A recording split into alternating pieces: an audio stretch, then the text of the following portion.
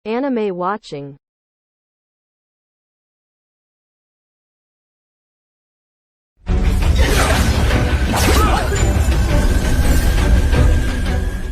Setelah pertempuran panas antara Lingdong dan Ling Langtian dihentikan oleh ketua klan Lin, Ling Fang, karena mereka bertempur sudah kelewat batas. Jika berlangsung lebih lama lagi, pertarungan itu akan mengakibatkan kehancuran dan kerusakan bagi klan Lin.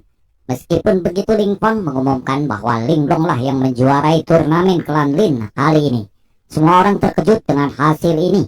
Orang-orang dari keluarga cabang jelas bahagia karena ini adalah pertama kalinya keluarga cabang mendapatkan juara.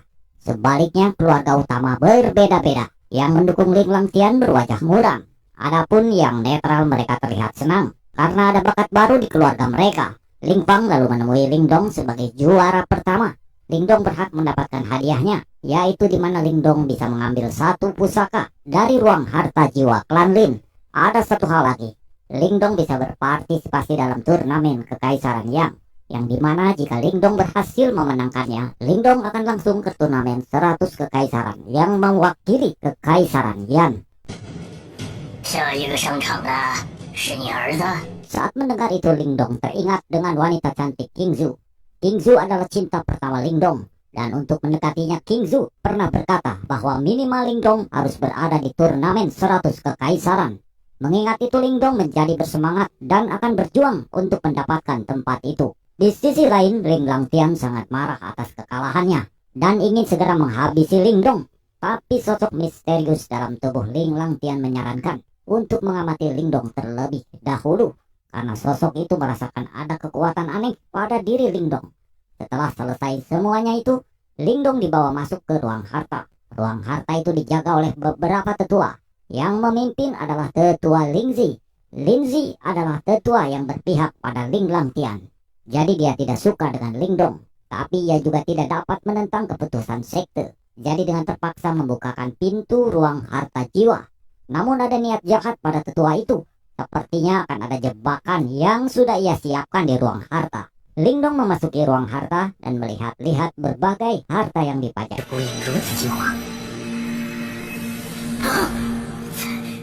Semua harta itu dilindungi oleh arai pelindung. Dan juga ada beberapa jebakan. Lingdong terus berjalan dan melihat tempat harta jiwa yang kuat. Tapi di sekeliling harta itu terdapat sebuah formasi. Sebelumnya formasi itu hanyalah formasi pertahanan. Tetapi tetua Lingzi telah mengakali formasi itu untuk bisa mencelakai Lingdong. Lingdong memasuki formasi itu dan memecahkan formasi serangannya. Tapi Lingzi tidak berhenti sampai di situ. Ia menggabungkan kekuatan dengan tetua lainnya dan menekan Lingdong kembali. Tapi Lingdong diberitahu oleh Xiao Dio bahwa pusat formasi berada di atas dan Lingdong pun harus menghancurkan itu agar mereka tidak dapat mengganggu lagi. Lingdong pun lalu mengeluarkan boneka jiwa darahnya dan menyerang titik formasi tersebut, dan formasi itu hancur dengan sekali serangan. Setelah tidak ada gangguan lagi, Lingdong mengamati 4 harta jiwa itu dengan sesama. Harta itu berupa pedang, tombak, baju amor, dan perisai. Lingdong bingung harus memilih yang mana, karena ia hanya bisa mengambil satu pusaka harta jiwa.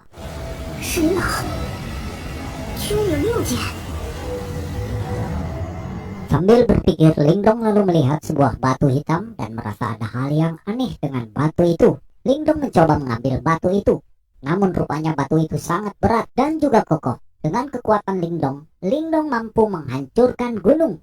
Tapi kali ini Lingdong tidak dapat mengangkat batu kecil di depannya. Jadi Lingdong yakin bahwa batu itu adalah harta karun jiwa juga. Namun anehnya batu itu tidak menunjukkan energi apapun. Setelah Lingdong mencoba menyalurkan energi yuannya, namun tidak ada reaksi apapun. Bahkan energi mentalnya juga tidak bekerja.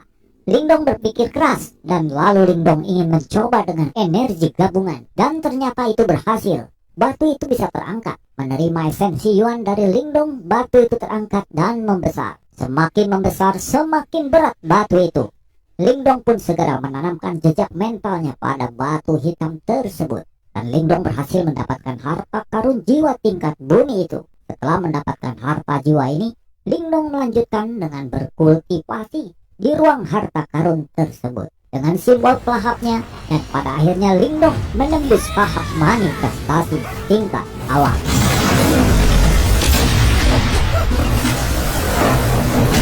Lingdong pun lalu keluar dari ruang harta, dan setelah keluar Lingdong segera dihadang oleh Tetua Linzi.